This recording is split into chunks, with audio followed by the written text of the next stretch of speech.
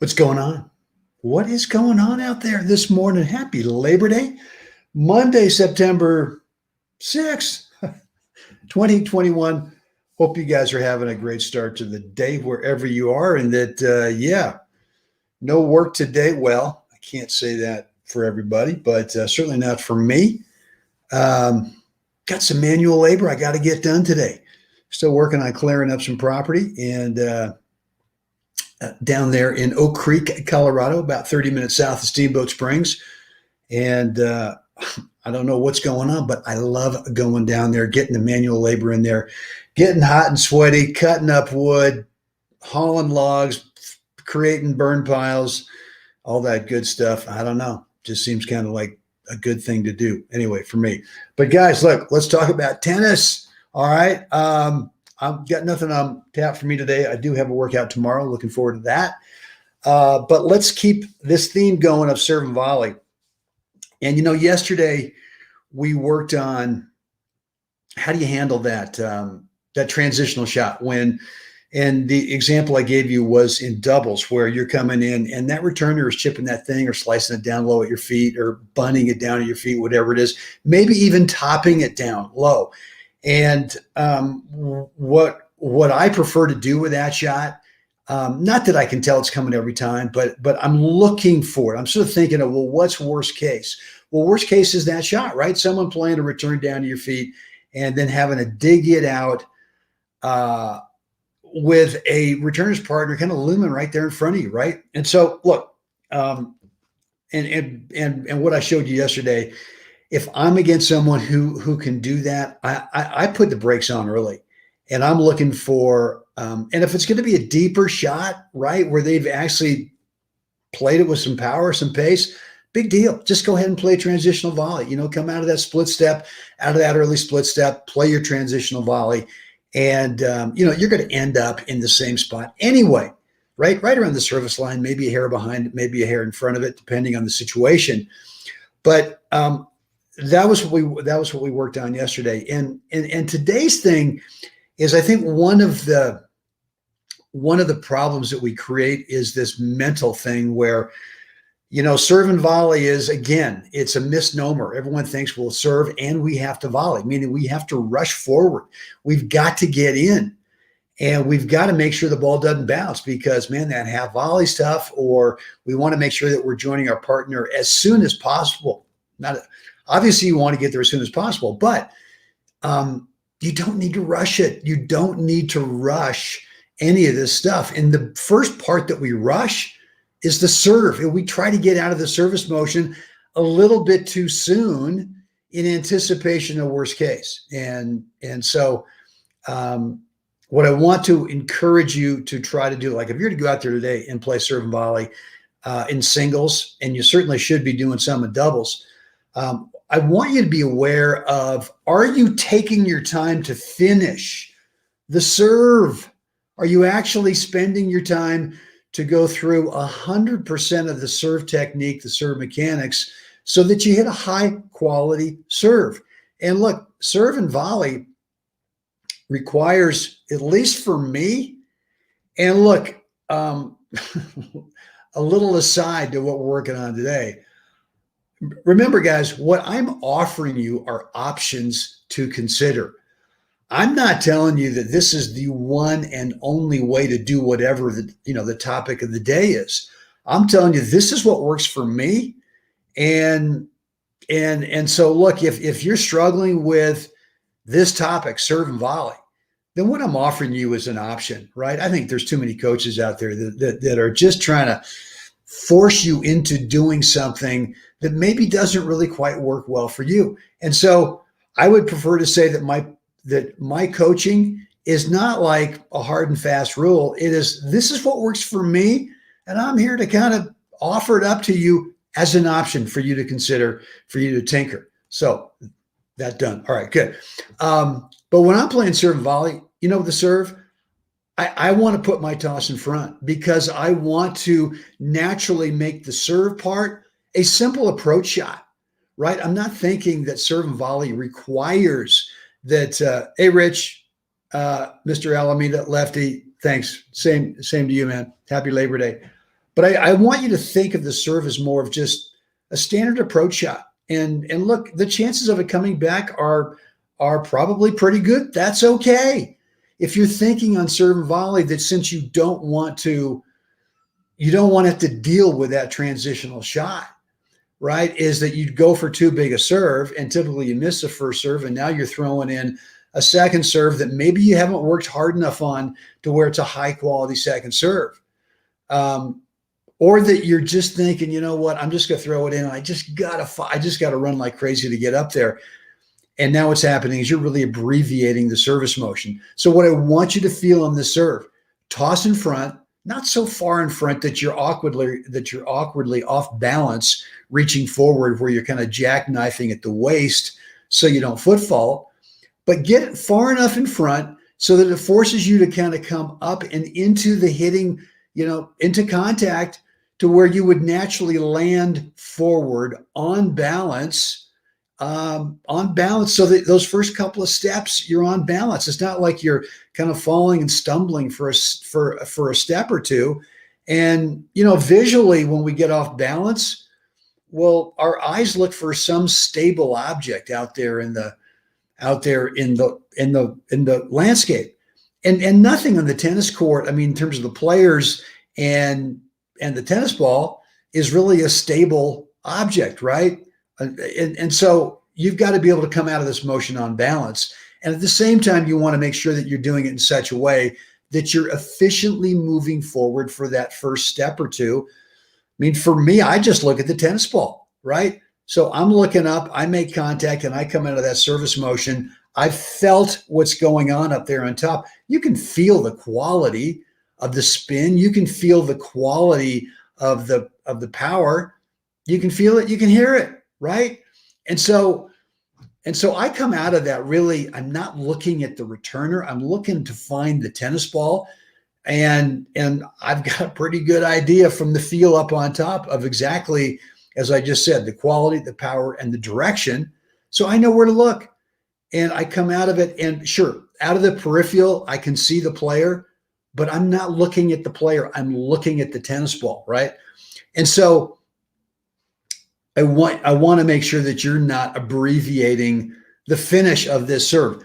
Let me, I've got a little video. I think it was the same as yesterday's video. And really what I want you to feel is that right here, you've already picked out your target, right? You already know, and the three general targets are, to the tee, to the body, or out wide. And so that's kind of decision number one. And then for me, it's a little bit more about, all right, well, what's the spin? How much spin? Is it a first serve? Is it a second serve, right? Second serve's more of that kind of shape, more of a rainbow kind of shape that I'm using the trajectory, using the spin and the trajectory to get the ball up, and also to maybe buy a little time to get, a step in there, an extra half step or a step. But from there, it's really now, okay, I've got to commit to the full service motion, right? This is part one of serve and volley, is actually executing a high quality serve that allows you to efficiently move forward into the court so that you're on balance. You're not stumbling and falling to regain your balance, right? So that's really part one. And part one is every part of the technique of the serve you got to hit on all cylinders. Number one, you've got to finish the tossing motion. You have got to get this tossing arm to finish. I think too often, because we're a little freaked out about getting in, is we get to about here, kind of release the ball and never really finish the tossing motion and get into a good, high quality hitting setup position, which is right here, right? With this, where did I go? Here we go. With this arm pointing straight up at the sky, right? You've got to get there, number one. Number two is you've got to reach up with the shoulder to initiate the swing. The swing starts from this racket shoulder, reaching up, going up first, and then not abbreviating this part, trying to rush through the finish. And there you have it. And now you're on balance, right? Now you can find the tennis ball. And that's really the first part of of the deal. So there you have it. So look, if you're playing some tennis today, or maybe the next time you're on the court, if it's not today, sometime this week, I want you, if you're going to play some serve and volley, I want you to be thinking about not rushing to get through it just because you want to get in a little bit tighter, a little bit closer. And once you start hitting a higher quality serve and volley, and higher quality, don't misunderstand it. That doesn't mean that you're getting a lot of aces. It simply means that you're coming out of the service motion, moving forward and on balance, so that you can be efficient with your footwork for those first couple of steps, but that you're on balance so that visually you can see the tennis ball, and out of your peripheral, you've got an idea what's happening out there in the landscape, right? Specifically what's happening with that returner. In this case, have you stretched them out? Well, look, I can anticipate, because I've stretched the opponent out on the return, the chances are it's either going to be a slice or maybe they're going to lob over my partner, right? Well, in both those cases, I probably want to put the brakes on a little bit early to be able to defend against both of those, rather than just thinking, I got to just get my butt in there and make sure that I hit a volley, because this is serve and volley, right? I mean, I see this happen a lot, especially on guys with second serves, where they're serving to me and you can just tell they just want to get in so bad that they've given up the possibility that they've got to cover over their partner. And anyone who tells you that hey, partner, serving partner, you got to cover every lob over your head, just not playing real doubles. That's just not the reality. I mean, especially if we're playing some senior stuff, right?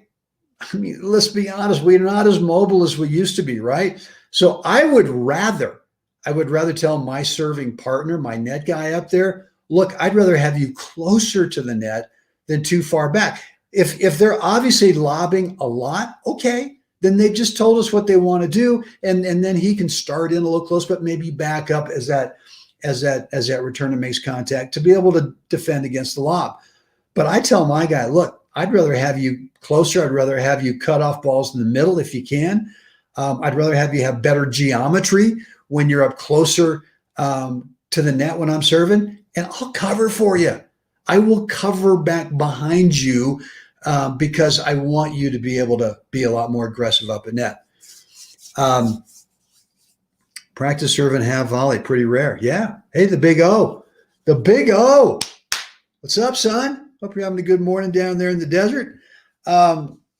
So, guys, there you have it. I really want you to get out there and just be aware of your serve and volley. Again, singles and or doubles.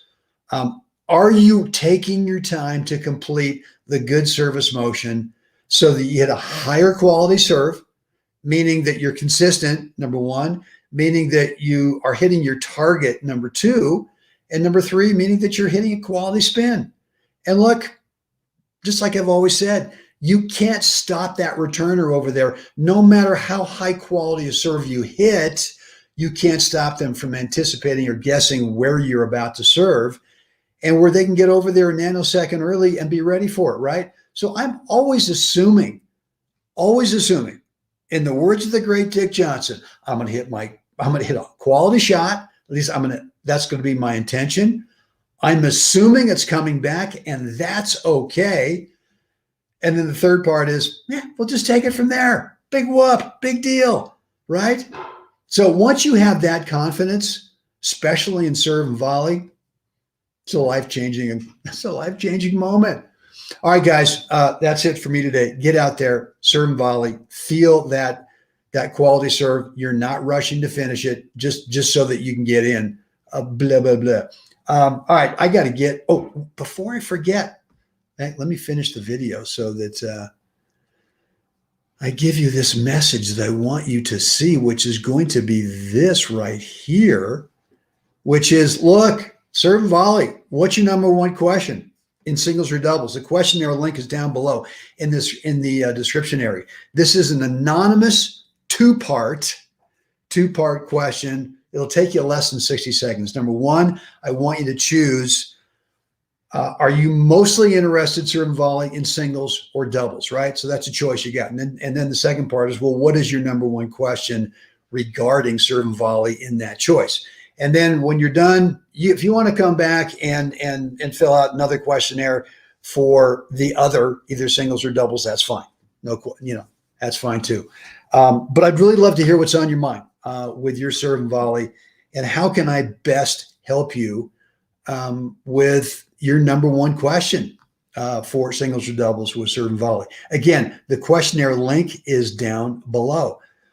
Guys, that's it for me today. Have a great Labor Day here in the good old USA.